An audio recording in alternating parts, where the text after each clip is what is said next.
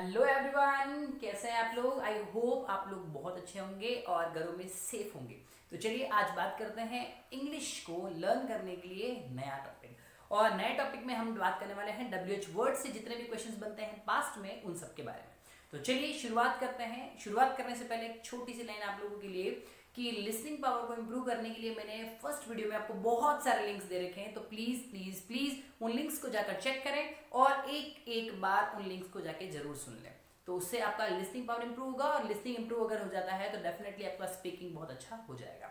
तो चलिए शुरुआत करते हैं आज के टॉपिक से। और आज का टॉपिक है हमारा वो है questions with WH words. WH words आपको पता है ऑलरेडी। हम बात करते हैं तो हमने बोला होगा क्या, कब, कहाँ, क्यों, कैसे, कितने और कौन।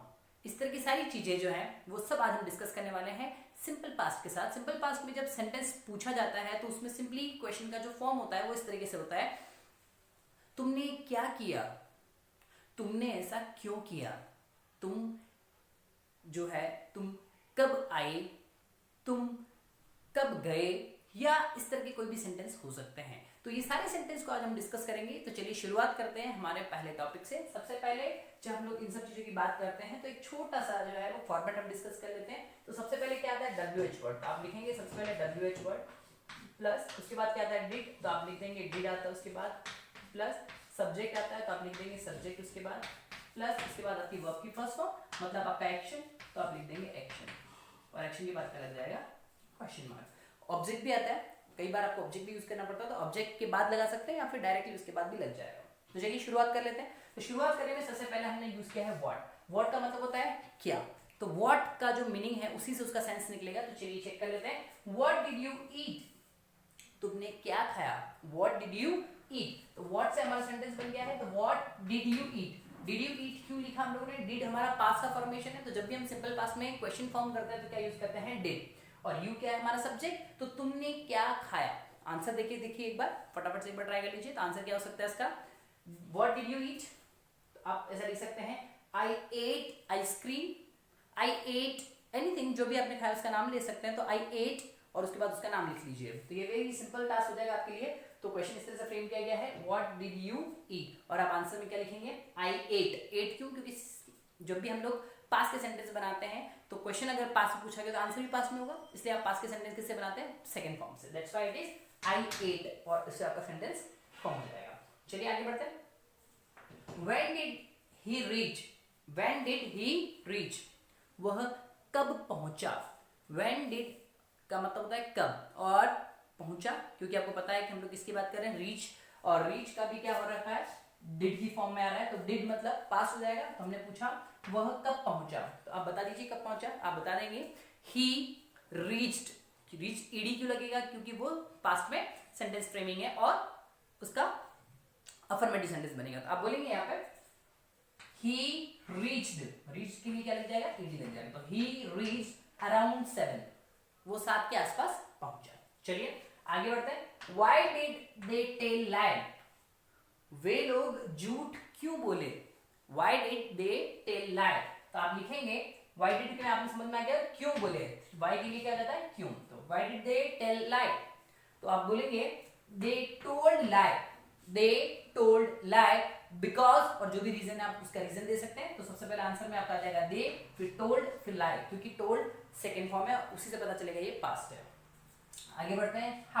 how did she prepare this, उसने इसे कैसे प्रिपेयर किया। How did she prepare this, आपको पता चल चुका होगा कि हम लोग बात कर रहे थे हाउ की। हाउ मतलब कैसे, तो उसने कैसे प्रिपेयर किया ये बताना है। तो शी प्रिपेयर्ड दिस बाय, और जो भी आप इसका बात बताना चाहे, जो भी प्रोसेस बताना चाहे, तो she prepared this by fermentation, she prepared this by any process, जो भी आपका प्रोसेस है उस प्रोसेस का नाम लिख लीजिए तो ये आपका आंसर हो जाएगा। तो आपने लिख दिया है कैसे, तो कैसे के लिए क्या लिखते हैं हाउ, और हाउ डिड का मतलब ये पास्ट में चला जाएगा, और शी प्रिपेयर्ड दिस तो आप आंसर में लिखेंगे शी प्रिपेयर्ड दिस और बाय करके उसका प्रोसेस लिख दीजिए। चलिए आगे बढ़ते हैं। वेयर का मतलब होता है कहाँ। तो वेयर डिड यू गो, तुम कहाँ गए। वेयर डिड यू गो, तो आंसर में क्या हो जाएगा आई, यू से जब भी क्वेश्चन पूछते तो क्या हो जाता है आई में कन्वर्ट हो जाता है। तो I went to market I went to market, मैं मार्केट गया। तुम कहाँ गए? मैं मार्केट गया। तो आई वेंट टू मार्केट आ जाएगा आंसर। चलिए आगे बढ़ते थोड़ा सा और। How much did we take, हमने कितना लिया, ठीक है। How much did we take, तो आप लिख सकते हैं वी टुक। वी टुक क्यों आएगा? क्योंकि हम लोगों ने अभी बोला कि टेक की सेकंड फॉर्म आ जाएगी तो टुक हो जाएगा। तो वी टुक, और जितना भी आपने लिया लिख सकते हैं वी टुक अराउंड, क्योंकि अनकाउंटेबल है ना, तो अनकाउंटेबल के साथ बना लेंगे तो जो भी आपको लगता है वहां पे आंसर हो जाएगा। तो वी टुक करके आपका आंसर आ जाएगा। चलिए आगे बढ़ते हैं। How many did I complete, मैंने कितना कंप्लीट कर लिया है, मैंने कितना कंप्लीट कर लिया, तो आपने बोला हाउ डिड आई, तो आपने लिख दिया how, sorry how many did I complete. तो हाउ मेनी का मतलब होता है कितने, तो मैंने कितने कंप्लीट कर लिए हैं।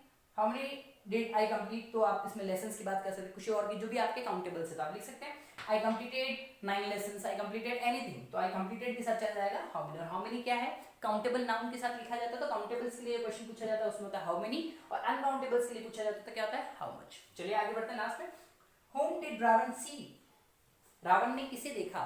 whom did रावण सी, आप बताइए, आपको पता है आप बोलेंगे रावण सॉ, SAW, सी का सेकंड फॉर्म होता है that is see saw seen, तो यूज कर लीजिए, तो रावण सॉ राम, और आंसर हो जाएगा।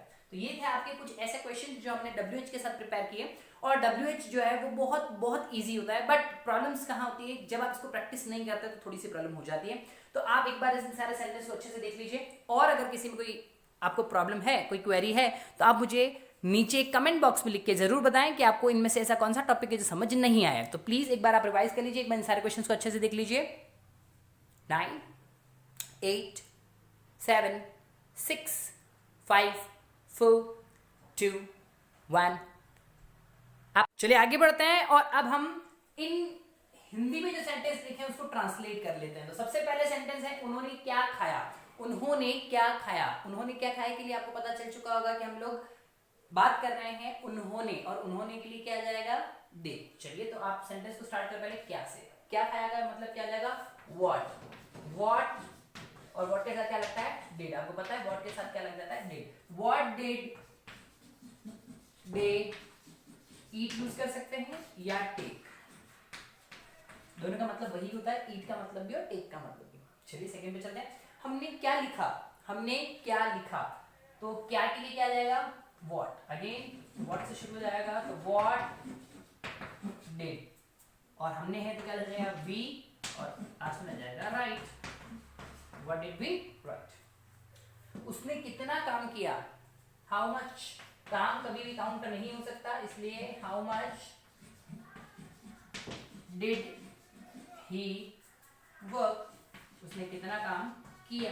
चलिए वे कब पहुंचे, पहुंचने के लिए क्या होता है रीच, और कब के लिए होता है व्हेन, तो आप लिखेंगे